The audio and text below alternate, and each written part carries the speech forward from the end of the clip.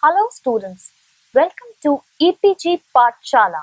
I'm Dr. Ankita Jain from TSPSR, New Delhi. Today we are going to talk on module Wages and Salary Administration, method of wage payments, process of wage determination, wage policy in India from paper Human Resource Management. After completing this module, you should be able to understand wage in the widest sense means any economic compensation paid by the employer under some contract to his workers for the service rendered by them. Wages therefore include family allowance, relief pay, financial support, and other benefits. But in the narrower sense, wages are the price paid for the services of labor in the process of production and include only the performance wage or wages proper. They are composed of two parts, the basic wages and the other allowances. The basic wage is the remuneration by the way of basic salary and allowances, which is paid or payable to an employee in terms of his contract of employment for the work done by him. Allowances, on the other hand, are paid in addition to the basic wage to maintain the value of basic wages over a period of time. Such allowances include holiday pay, overtime pay, bonus, and social security benefits. These are usually not included in the definition of wages. However, in India, different acts include different items under wages, though all the acts include basic wages and dearness allowance under the term wages. For example, under the Workmen Compensation Act 1923, Section 2M, wages for leave period, holiday pay, overtime pay, bonus, attendance bonus, and good conduct bonus form part of wages. Introduction. Compensation may be defined as money received in the performance of work plus the many kinds of benefits and services that organizations provide their employees.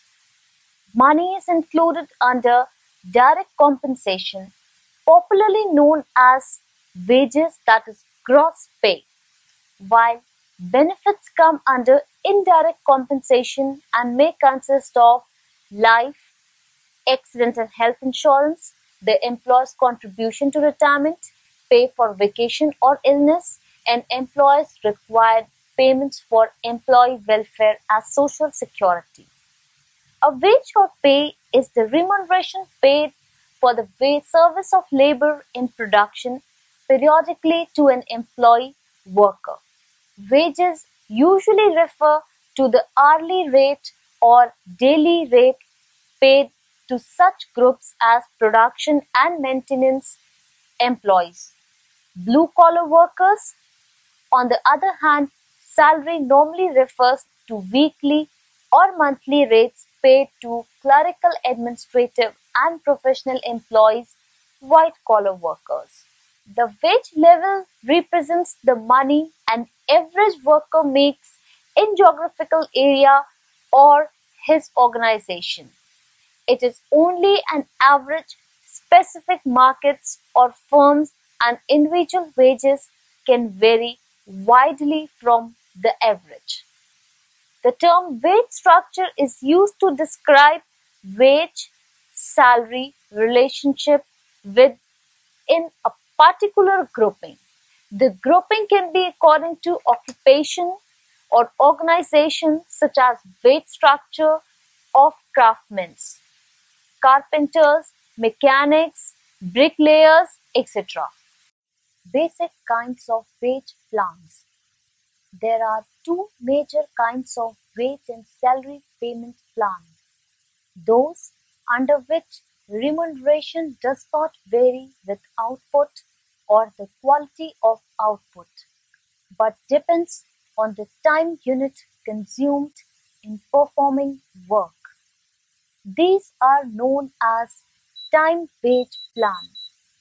The time unit may be the day, week, fortnight, or month. Time plan are non-incentive in the sense that earnings during a given time period do not vary with the productivity of an employee during that period. The second kind is concerned with the output or some other measure of productivity during a given period of time. To earn more, an employee is required to put in more labor and produce more. This kind is known as the piece or output wage plan. It is a direct financial incentive plan. Elements or ingredients of a good wage plan.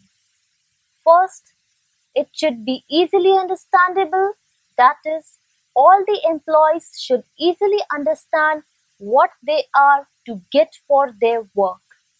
They should be instructed in how the wage plan works. Second, it should be capable of easy computation. That is, it should be sufficient, simple to permit quick calculation. Mathematical tables may be supplied, be reference to which calculations can be quickly made. Third, it should be capable of effectively motivating the employees. That is, it should provide an incentive for work. If both the quality and quantity of work are to be stressed at the same time, a plan should be selected that will not unduly influence the worker to work too fast or to become careless of quality. Fourth, it should provide for remuneration to employees as soon as possible after the efforts has been made. Daily or weekly payment of wages would be preferable to induce employees to work. Fifth, it should be relatively stable rather than frequently varying so that employees are assured of a stable amount of money. Methods of wage payments. Basically, there are two methods of paying labor remuneration, and other methods are combination or modifications of these three. One is time wage system, second is piece wage system, and another is balance or debt method. Time wage system. This is the oldest and the most common method of fixing wages. Under this system, wages are paid on the basis of time spent on the job irrespective of the amount of work done. The unit of time may be a day, a week, a fortnight, or a month. In past, daily wages have been the most common basis, and therefore it came to be known as the day wage system. Time wages system has following advantages. First, it is the simplest and the oldest method. It is easy to understand and workers can easily compute their own remuneration. Second, earnings of workers are regular and fixed, and they do not offer from temporary loss of efficiency. This gives them sense of economic security and self-confidence. The worker is assured of a fixed income and can therefore plan his expenses accordingly. Third, the plan is economical and no detailed record of output are required. Clerical work in computation of wages is minimum. The employer knows the cost of labor. Fourth, as there is no pressure to speed up production, the quality of work can be kept high. A worker can slow down his skills. Fifth, This method also avoids wasteful handling of minerals and tools. In the absence of rough handling of machinery, repairs and maintenance expenditure is low. Workers can adjust the phase of work so that there is no injury to their health. Sixth, learners can concentrate on learning the best method of work as their earnings are not dependent on the amount of work. Seventh, union prefer time wages as it does not differentiate between efficient and inefficient workers. A sense of equality and solidarity is created among them.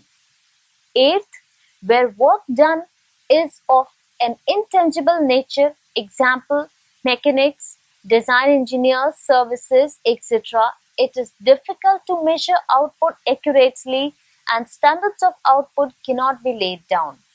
In mental and non-repetitive jobs, therefore, time wage is a more equitable and convenient method. Ninth, in continuous or assembly line production, the phase of work is beyond the control of an individual worker. Time wage is therefore a better method. 10th, it is an objective method. And 11th, the employer can calculate the wage bill in advance. The time wage system suffers from the following disadvantage. First, the method provides no incentive for better performance as reward is not proportionate to effort. It makes no distinction between efficient and inefficient workers. Efficient and hard-working employees receive the same remuneration as inefficient employees and shirkers. It thus has a demoralizing influence and encourages solidarity on the jobs. Second, guaranteed remuneration makes workers indifferent and complacent. Third, calculation of labor cost per unit is difficult as the total wage bill does not change with the volume of production. Fourth, in the absence of an incentives to hard work, productivity of labor becomes low unless close supervision is used. Thus, costs of supervision are high. Fifth, control over labor costs becomes difficult and more payment may be made for the lesser amount of work. Sixth, there is no basis for finding the merit of difficult employees and promotions may have to be made on the basis of seniority. This may lead to deterioration in the morale of efficient and young employees. Time wage system is suitable under following conditions. First, where units of output are non-measurable, as in case of office work and mental work is involved, as in policy working. Second, when employees have little control over the quantity of output or there is no clear-cut relations between efforts and output as in some machine-placed or assembly line jobs. Third, when delay in work are frequent and beyond the control of the employees, that is, where output is uncertain and irregular. Fourth, when quality of work is especially important, example, artistic furniture, fine jewelry, etc. Fifth, when supervision is good and supervisors know what constitutes a fair day's work. Sixth, when competition conditions and cost control do not require in advance the precise knowledge of labor costs per unit of output. Seventh, where machinery and material used are very sophisticated and expensive. Eighth, work is of highly varied nature and standards of performance cannot be established. Ninth, employees and trade unions strongly oppose incentive payments. 10. When workers are new and learning the job.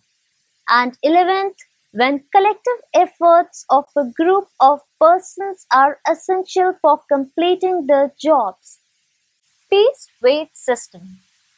Under this system, remuneration is based on the amount of work done or output of a worker. One unit of output is considered as one piece and a specific rate of wage is paid per piece.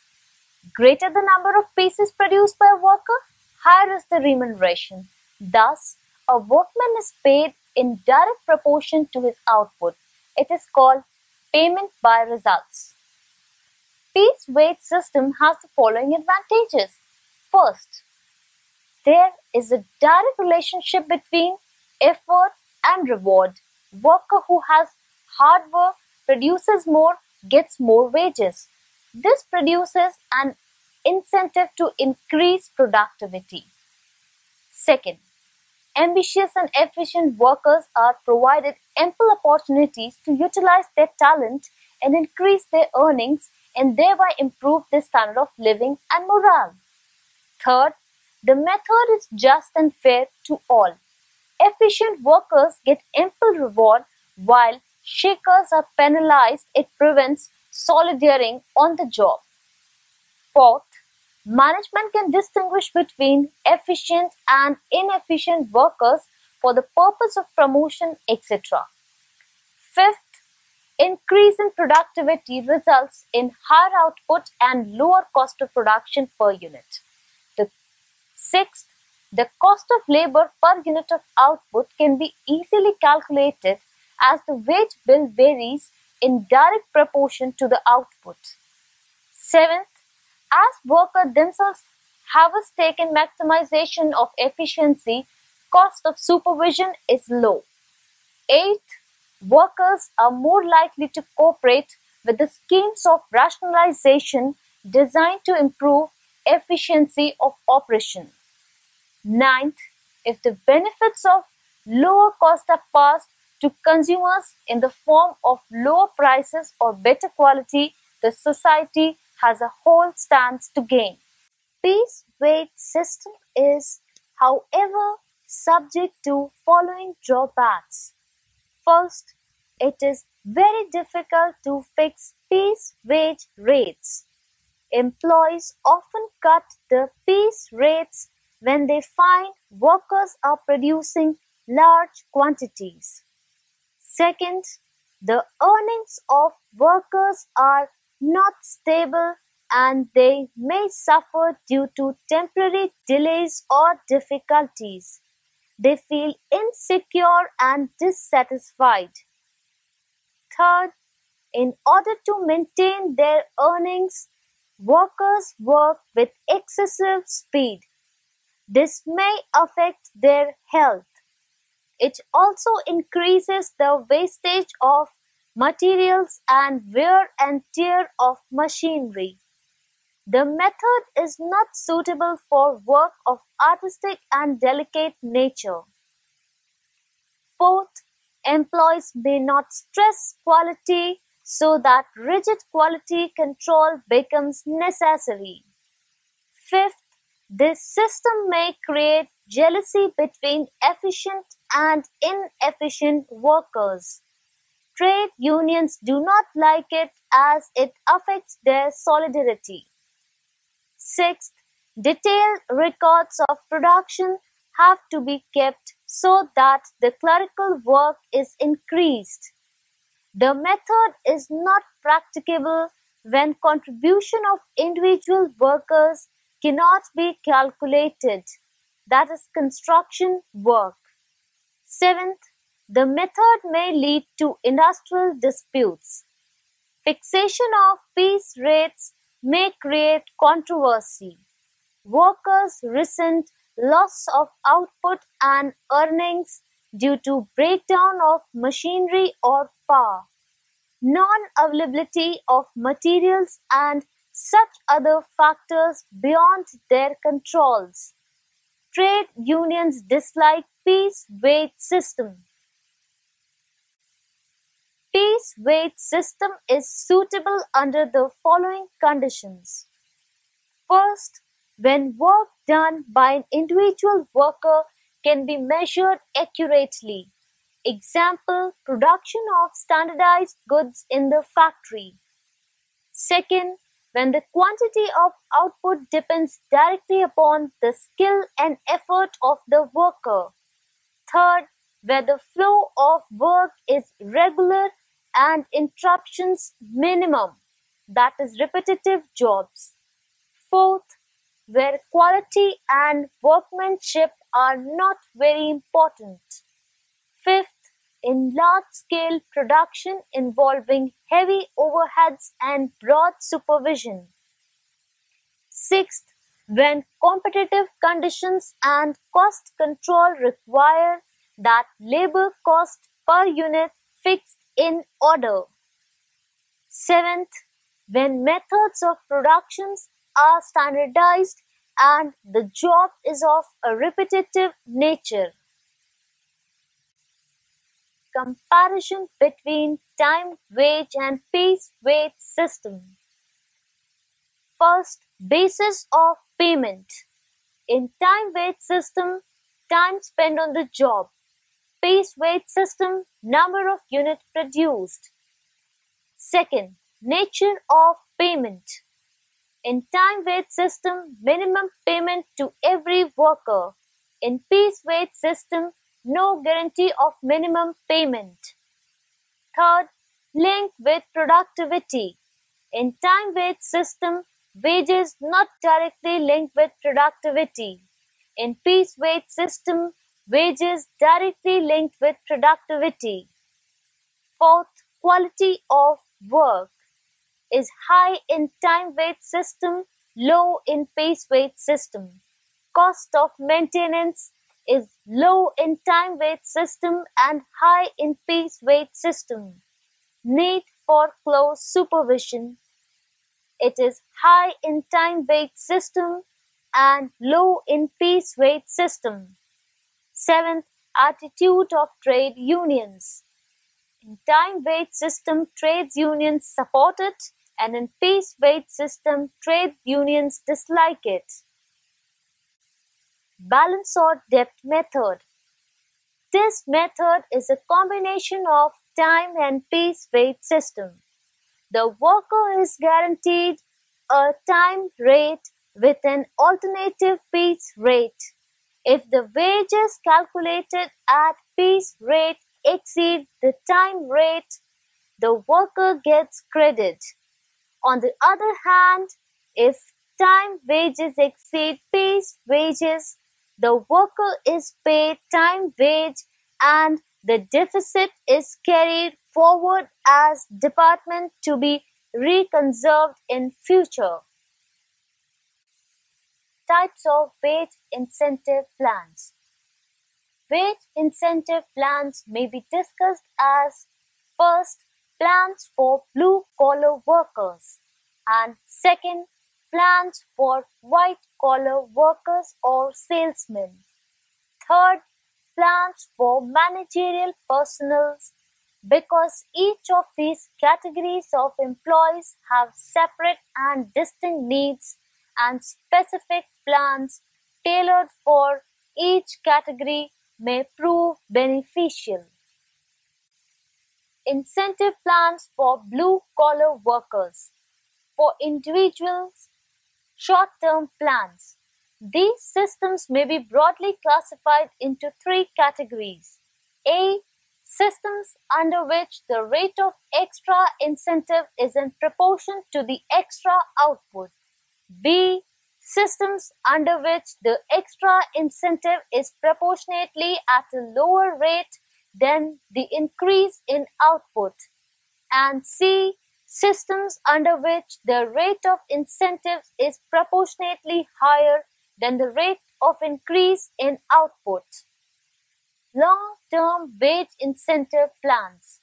Under such plans, each member of the group receives a bonus based on the output of the group as a whole.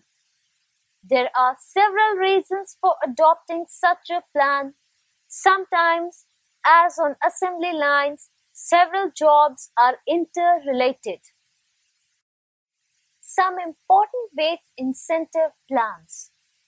The chief incentive plans are: first, Harsley Premium Plan; second, Halsey Ware Premium Plan; third, Rowan Premium Plan; fourth, the 100% Premium Plan; fifth, Beddoes Point Plan; and sixth, Taylor's Differential Piece Rate Plan. Seventh, Merrick's Multiple Piece Rate Plan. Eighth, Gnat-Tusk's Plan. Ninth, Emerson Efficiency Plan. 10th, Co-Partnership System. 11th, Accelerating Premium Systems. And 12th, Profit Sharing. The group incentive plans are usually profit sharing. It is regarded as a stepping stone to industry democracy. Professor Seeger observes, profit sharing is an arrangement by which employees receive a share fixed in advance of the profits. The International Cooperative Congress held in Paris in 1889 considered the issue and defined profit sharing as an agreement, formal or informal, freely entered into, by which an employee receives a share fixed in advance of the profits. Second, the Scanlon Plan. This plan was developed in 1937 by Joseph Scanlon, a lecturer at the Massachusetts Institute of Technology and trade union leader in a steel mill. The plan was designed to involve the workers in making suggestions for reducing the cost of operation and improving working methods and sharing in the gains of increased productivity. The plan has two basic features. One, financial incentive aimed at cutting cost of operation and thereby increasing efficiency are installed. Two, a network of departmental and plant screening committees are up to elevate employee and management cost-cutting suggestions. The plan is essentially a suggestion system and assumes that efficiency requires company-wise, plant-wise cooperation.